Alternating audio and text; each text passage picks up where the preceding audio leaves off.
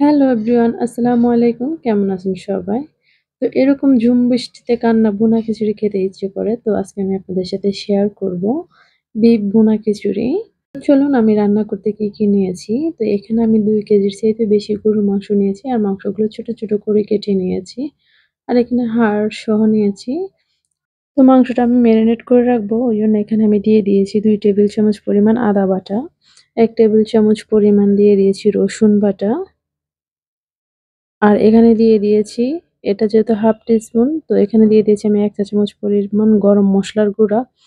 আর যখন আমি কিন্তু এই মসলাগুলো দিয়েছি, ভিডিও অন করতে একেবারে মনে ছিল না। তো এখানে আমি দিয়ে দিয়েছি বিরিয়ানির মসলা আর হলুদের গুঁড়া দিয়ে দিয়েছি ২ চা চামচ, মরিচের গুঁড়া দিয়ে দিয়েছি ১ চা চামচ, পরিমাণ মতো লবণ দিয়ে দিয়েছি। আর এখানে দিয়েছি আমি ভাজা জিরার গুঁড়া, ২ চা চামচের মতো জিরার গুঁড়া দিয়ে দিয়েছি। এখন সবটা একসাথে ভালো করে মেখে নিব। আর এখানে দিয়ে দিয়েছি আমি ১ টেবিল চামচ পরিমাণ ঘি আর ২ কাপ পরিমাণ কেওড়া জল দিয়ে দিয়েছি। তো এগুলো সবগুলো দিয়ে আমি মাংসটা ১ ঘন্টার মতো ম্যারিনেট করে রেখেছি। আর এখন আমি রান্না করার জন্য এখানে ফ্রাই প্যানে তেল দিয়ে দিয়েছি। আর সেখানে দিয়ে দিলাম ৩ টা তেজপাতা দিয়ে দিলাম আর ৪-৫ টা এলাচি দিয়ে দিলাম আর ৭-৮ টা লবঙ্গ দিয়ে দিলাম। আর এখানে পেঁয়াজ দিয়ে দিয়েছি আমি ১.৫ কাপের চাইতেও বেশি। তো এখন পেঁয়াজটা লাল হওয়া পর্যন্ত ভেজে নিব একটু সময় নিয়ে। আর ভুনা খিচুড়িতে বাবুর্চিরা আমি দেখেছি যে বিরিয়ানির মসলাটা ইউজ করে, ওটা ইউজ করলে কিন্তু খেতে অনেক ভালো লাগে আর সুন্দর একটা ফ্লেভার আসে। এই যে দেখতেই পাচ্ছেন পেঁয়াজের কালারটা চেঞ্জ হয়ে গেছে। এখন এখানে আমি মাংসগুলো ঢেলে দিব। তো এখন এই পেঁয়াজের সাথে মাংসগুলো ভালো করে মিশিয়ে নিব। এখন কিন্তু আমি কোনো পানি দেইনি, ঢাকনা দিয়ে এটাকে ঢেকে কষিয়ে নিব। এই যে দেখতেই পাচ্ছেন মাংস থেকে অনেকটা পানি বের হয়ে গেছে। আমি কিন্তু কোনো পানি দেইনি। এখন এখানে আমি পরিমাণ মতো পানি দিয়ে মাংসটা রান্না করে নিব সিদ্ধ হওয়া পর্যন্ত। আর বৃষ্টির সময় বিশেষ করে ভুনা খিচুড়ি খেতে অনেক বেশি ভাল লাগে। আপনারা চাইলে মুরগির মাংস, খাসির মাংস বা গরুর মাংস দিয়েও রান্না করে নিতে পারেন। আর ফ্রাই প্যানের ছিদ্রটা বুজিয়ে দিতে হবে, তাহলে মাংসটা আরো তাড়াতাড়ি সিদ্ধ হয়ে যাবে। এখন আমি এখানে মশারি ডালটা এড করে দিব। আপনারা চাইলে মুগ ডালও দিতে পারেন বা মশারি ডাল, মুগ ডাল দুটো দিয়ে রান্না করা যায়। তো আজকে আমি মশারি ডাল দিয়ে রান্না করেছি। এখানে আমি ২৫০ গ্রাম মশারি ডাল নিয়েছি। আপনারা যদি আরো বেশি দিতে পছন্দ করেন তাহলে আরেকটু বেশি দিতে পারেন। তো এটাকে আমি আরো ২ থেকে ৩ মিনিটের মতো রান্না করে নিব। কারণ মশারি ডালটা তাড়াতাড়ি সিদ্ধ হয়ে যায়।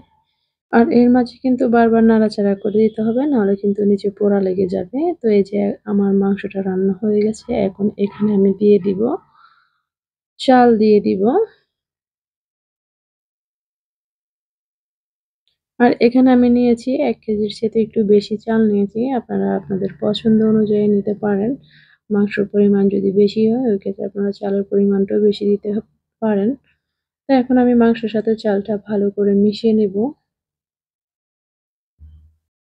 তো আমি মাংসের সাথে চালটা ভালো করে মিশিয়ে নিব। তো যেহেতু এখানে চাল দিয়েছি, ওই ক্ষেত্রে আমি চালের পরিমাণে আরো ২ চা চামচ লবণ দিয়েছি।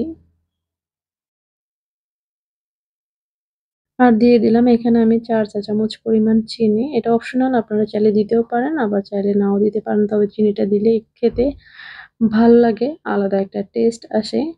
তো যখন সবকিছু একসাথে উষ্মিশ করে আমি ভেজে নিব, তখন এখানে আমি দিয়ে দিব পরিমাণ মতো পানি। আমি ঠান্ডা পানিটাই ব্যবহার করব। আপনারা চাইলে গরম পানিও ব্যবহার করতে পারেন, আবার ঠান্ডা পানিও ব্যবহার করতে পারেন। এতে কোনো সমস্যা নেই।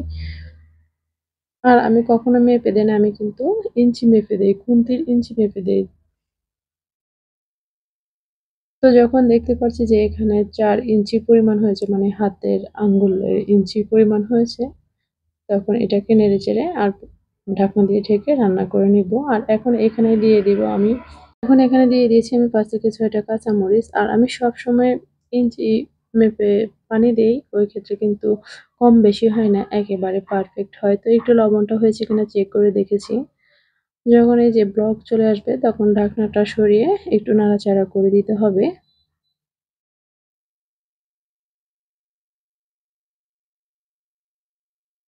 একদম সহজের মধ্যে আপনারা চাইলে রান্না করে নিতে পারেন। কোনো ঝামেলা নাই। আমার রেসিপিটা যদি আপনাদের ভালো লাগে তাহলে আপনারা দেখার শুরুতেই একটা লাইক দিয়ে দিবেন। তো আমি ঢাকনা দিয়ে আরো কিছুক্ষণ রান্না করে নিলাম। যখন পানিটা কমে আসবে তখন আমি এই যে নাড়াচাড়া করে দিয়ে এখন কিন্তু আমি চুলাটা বন্ধ করে দিব। এটাকে ঢাকনা দিয়ে ঢেকে আমি চুলাটা বন্ধ করে 10 মিনিটের জন্য রেখে দিব। এখন এখানে আমি দিয়ে দিব 2 চা চামচ ঘি। ঘিটা দিলে সুন্দর একটা ফ্লেভার আসে। আর দিয়ে দিব 2 কাপ পরিমাণ কেওড়া জল। কেওড়া জলটা দিলে শাহি শাহি একটা ফ্লেভার আসে আর খেতে কিন্তু অনেক ভালো লাগে। এগুলো দেওয়ার পরে আমি খিচুড়িটা নাড়াচাড়া করে দিব। নিচ থেকে উপর পর্যন্ত ভালো করে উশমিশ করে নাড়াচাড়া করে দিতে হবে।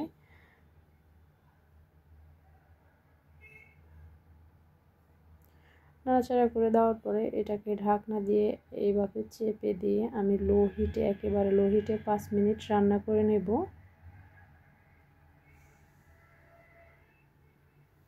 মাটি চুলায় রান্না করবেন তারা হাঁড়ির নিচে একটা তাওয়া দিয়ে দিতে পারেন, তাহলে কিন্তু পোড়া লাগবে না, হিটটা মিডিয়ামে আসবে।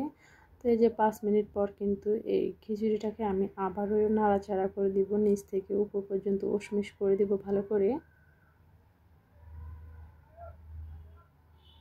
তাহলে একেবারে পারফেক্ট ঝরঝরায় সুন্দর একটা ভুনা খিচুড়ি হবে।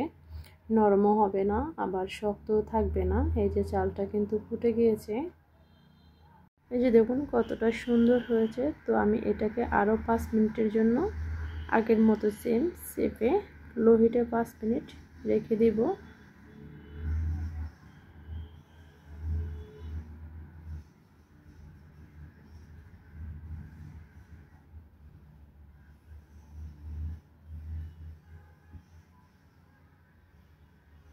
তো এই যে দেখুন একেবারে পারফেক্ট সুন্দরভাবে হয়ে গেছে আমার ভুনা খিচুড়ি। এটা যখন ঠান্ডা হয়ে যাবে তখন আরও ঝরঝরা হয়ে যাবে। তা আমার রেসিপিটা যদি আপনাদের কাছে ভালো লাগে প্লিজ লাইক দিবেন, কমেন্ট করবেন আর বন্ধুদের মাঝে শেয়ার করে দিবেন। আর চ্যানেলটা সাবস্ক্রাইব করে অল বাটনে ক্লিক করে রাখবেন, যাতে পরবর্তী ভিডিও ছাড়ার সাথে সাথে আপনাদের কাছে নোটিফিকেশন পৌঁছে যায়। এই যে দেখুন কতটা সুন্দর হয়েছে আর খেতেও বেশ মজা হয়েছে। আর সবাই ভালো থাকবেন, সুস্থ থাকবেন। পরবর্তী ভিডিও দেখার জন্য আমন্ত্রণ রইল। আল্লাহ হাফেজ।